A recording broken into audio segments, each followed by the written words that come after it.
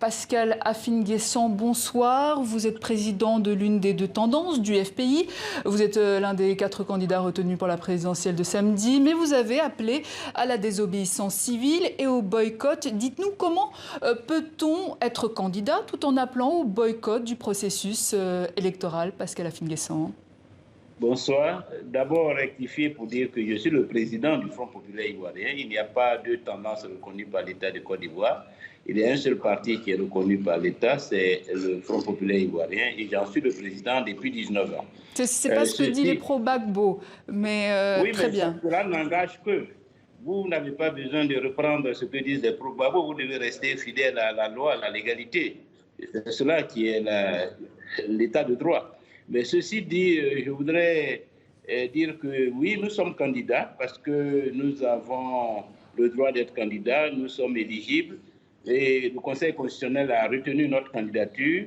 Et maintenant, nous nous battons pour que les conditions électorales soient conformes aux standards internationaux, conformes à l'état de droit, conformes aux principes d'équité, d'impartialité et de neutralité qui doivent guider toute structure chargée des élections, tout arbitrage. Et donc, comme ces conditions ne sont pas réunies, évidemment, nous sommes donc dans la bataille pour réunir ces candidats. Nous n'abandonnons pas notre candidature pour laisser le champ libre à celui qui veut utiliser la fraude et la violence pour s'imposer aux Ivoiriens.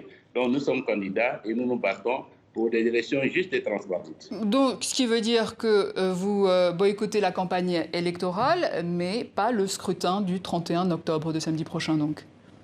Le samedi prochain, il n'y aura pas de scrutin parce qu'il n'y a pas de commission électorale indépendante, il n'y a pas de carte d'électeur à distribuer, les commissions locales ne sont pas mises en place, les bureaux de vote ne seront donc pas ouverts et nous nous battons pour que cela soit ainsi afin que M. Ouattara accepte de s'asseoir à une table de négociation pour qu'ensemble nous trouvions le cadre juridique et institutionnel approprié pour un arbitrage impartial des élections et pour des élections transparentes et apaisées. Mais pourtant, le pouvoir avait déjà proposé une réforme de la commission électorale.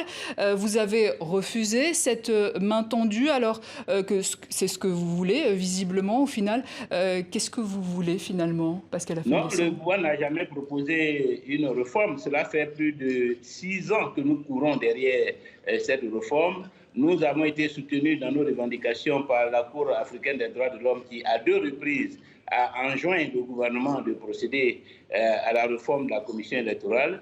Il s'y est refusé. Le gouvernement a mis en place une CEI totalement inféodée au parti, avec toutes les commissions locales dirigées par des militants du RHDP. Nous avons dit non et nous avons engagé la désobéissance civile. Si le gouvernement veut discuter, nous l'avons dit, nous sommes prêts à la discussion sous un arbitrage international, notamment la Commission économique des États de l'Afrique de l'Ouest ou toute autre organisation crédible qui peut garantir la mise en application effective des conclusions de ces discussions. Donc nous sommes toujours ouverts au dialogue, mais il faut que ce soit un dialogue équilibré sous l'arbitrage d'une commission internationale. Mais vous savez que demander à ce que Ouattara cède le pouvoir, ça ne va pas se faire, ce n'est pas réaliste. Sur quoi êtes-vous prêt de votre côté, Pascal Afin-Guessant, à céder pour qu'éventuellement Ouattara fasse un pas de côté? Mais ce n'est pas réaliste tant qu'on ne se bat pas pour que cette réalité s'impose. Ce n'est pas peut-être réaliste, mais c'est conforme au droit. M. Ouattara est candidat en violation de notre Constitution. M. Ouattara veut caporaliser la Commission électorale indépendante et le Conseil constitutionnel pour garantir, disons, un plébiscite, c'est-à-dire gagner les élections sans forcément jouir de la légitimité populaire. Nous ne pouvons l'accepter parce que cela n'est pas conforme aux intérêts de notre pays. Cela n'est pas conforme aux principes démocratiques. Et donc, nous nous battons pour cela. Nous nous battons d'abord pas uniquement pour conquérir le pouvoir, mais d'abord pour construire la démocratie, pour construire une république démocratique. Et cela doit précéder les élections. Et pour le moment, ce n'est pas le cas en Côte d'Ivoire. Et notre combat consiste principalement à créer des conditions d'une compétition électorale juste, créer les conditions d'un état de droit, créer les conditions de la démocratie en Côte d'Ivoire. Et c'est ce que nous faisons parce que c'est comme cela que nous pourrons garantir un développement équilibré du pays. C'est ainsi que nous pourrons garantir les intérêts des opérateurs économiques qui investissent en Côte d'Ivoire. Et donc, voilà pourquoi nous nous battons. Aujourd'hui, à cause de M. Ouattara, de cette candidature problématique, confligène, beaucoup d'opérateurs économiques commencent à quitter le pays. La commercialisation du cacao est bloquée parce que le GPEX, qui regroupe près de 90% de la production nationale, refuse d'acheter du cacao. Et des banques européennes ont fermé leurs succursales en Côte d'Ivoire. C'est la guerre civile que M. Ouattara veut provoquer. Déjà, depuis l'annonce de sa candidature, nous enregistrons 70 morts, plus de des centaines de blessés, des milliards de dégâts matériels. M. Ouattara est véritablement un danger pour la paix, la stabilité et les intérêts économiques en Côte d'Ivoire. C'est pour tout cela que nous nous battons et nous sommes persuadés qu'avec la mobilisation que nous avons, nous pourrons gagner la bataille. Le président Ouattara se dit favorable au retour en Côte d'Ivoire de Laurent Gbagbo, mais seulement après la présidentielle du 31 octobre. Quelle est votre réaction alors qu'une partie du FPI vous accuse de trahison envers Laurent Gbagbo? Mais ce n'est pas à lui de dicter les règles, les conditions du retour de M. Gbagbo. En Côte d'Ivoire, M. Gbagbo est citoyen ivoirien. Il a été acquitté dans un procès unique que M. Ouattara a intenté contre lui devant la justice internationale. Il n'a aucun droit d'empêcher M. Gbagbo de rentrer en Côte d'Ivoire dans son propre pays. Tous les actes qu'il pose relèvent d'une dictature, d'une volonté d'imposer sa propre vision des choses. Nous ne pouvons l'accepter et c'est pour cela aussi que nous nous battons. Pour le respect de la souveraineté nationale, pour le respect de la liberté et des droits des individus.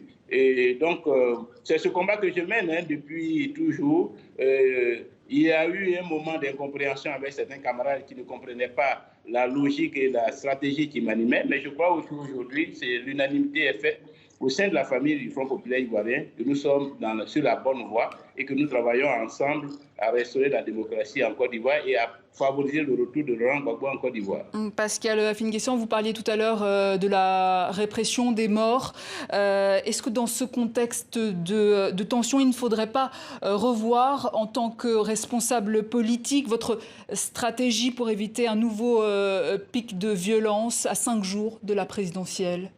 C'est nous qui sommes l'objet de violences, d'agressions de la part des milices de M. Alassane Ouattara. M. Alassane Ouattara, parce qu'il veut... Chacun se rejette la responsabilité, visiblement. Mais les faits sont établis. Les faits sont établis. Plusieurs de ces miliciens ont été arrêtés au campus. Chez moi même, ils ont incendié ma maison. Certains d'entre eux ont été arrêtés. Donc, ce sont les miliciens de M. Ouattara qui agressent avec des couteaux, des machettes, des kalachnikovs, des fusils, qui agressent nos militants. Donc nous ne sommes pas pour la violence, nous désobéissons pacifiquement et nous sommes réprimés. Et à l'heure actuelle, les morts sont surtout de notre côté. Et donc il faut qu'on arrête la dictature de M. Ouattara. Nous voulons la paix, nous voulons la démocratie, nous sommes ouverts au dialogue. Il faut que M. Ouattara arrête d'utiliser abusivement la violence de l'État contre les citoyens, contre le peuple de Côte d'Ivoire, et qu'il s'asseye à une table de négociation pour qu'on s'entende sur les règles électorales. Ce n'est pas sorcier, ce n'est pas compliqué de faire des commissions qui garantissent des élections transparentes. Pascal Afine-Guessan, merci. Je rappelle que vous êtes l'un des 4 candidats retenus pour la présidentielle de samedi, mais vous avez appelé à la désobéissance civile et au boycott du processus électoral.